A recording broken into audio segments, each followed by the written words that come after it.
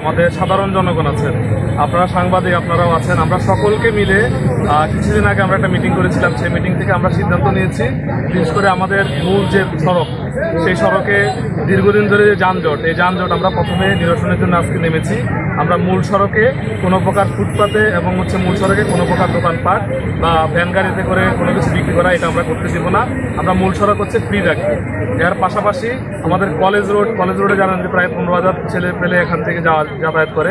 College বিষয়ে আমাদের সিদ্ধান্ত আছে, আমাদের মহেশগঞ্জ দিয়ে কলেজ রোডের দিকে গাড়ি যাবে এবং কলেজ রোড থেকে যে গাড়িগুলো আসবে এটা হচ্ছে যে আমাদের কলেজ রোডের যে মেন রোডটা, এই মেন রোডের এক পাশ দিয়ে চলে আসবে। এর পাশাপাশি আমাদের সিএনজি স্ট্যান্ডগুলো আমরা চাই, যে সকল জায়গা হচ্ছে চৌমনির ভিতরে সংকুচিত জায়গা, এই সকল জায়গায় আমরা সিএনজি কোনো স্ট্যান্ড থাকতে দিব না। সিএনজি স্ট্যান্ডগুলো আমাদের এখানে তারা মন্দির আছে, তারা মন্দিরের দিকে চলে আসবে।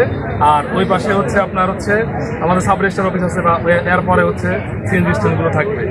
এর পাশাপাশি আমরা এগুলোর পাশাপাশি ছাত্র সমাজ এবং রাজনৈতিক নেতৃবৃন্দ আমরা একটা জিনিসে ঐক্যমত্যে বসেছি যে আমরা শহরটাকে সুন্দর একটা শহর, ময়লা আবর্জনা মুক্ত শহর হিসেবে গড়ে তুলবো। এর পাশাপাশি আমাদের যে খালগুলো আছে, খালগুলো আমরা পরিষ্কার করবো।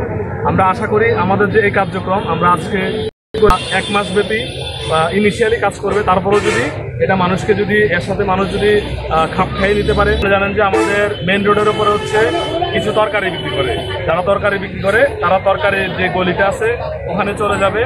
ফল যারা বিক্রি করে তারা ফল মন্ডির যে ফলের গলি আছে ওখানে চলে যাবে।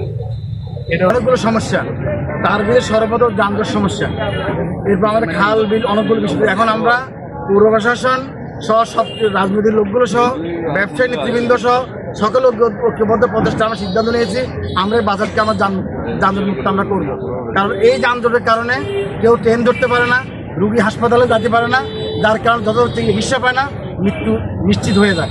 সব কিছু ব্যাপারে আমাদের বাধাগ্রস্ত হচ্ছে।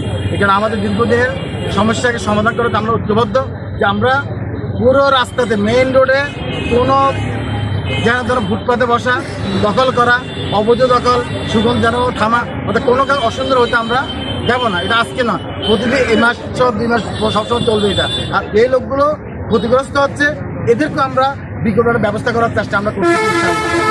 আন্তরিক কীভাবে আমাদের শহরটাকে সুন্দর করা যায়।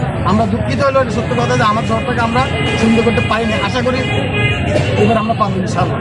সকলে সাহায্য করবেন, সহায়তা করবেন এবং কেউ এই ব্যাপারে অনুরোধ পিছ পাওয়ার কোনো সুযোগ নেই।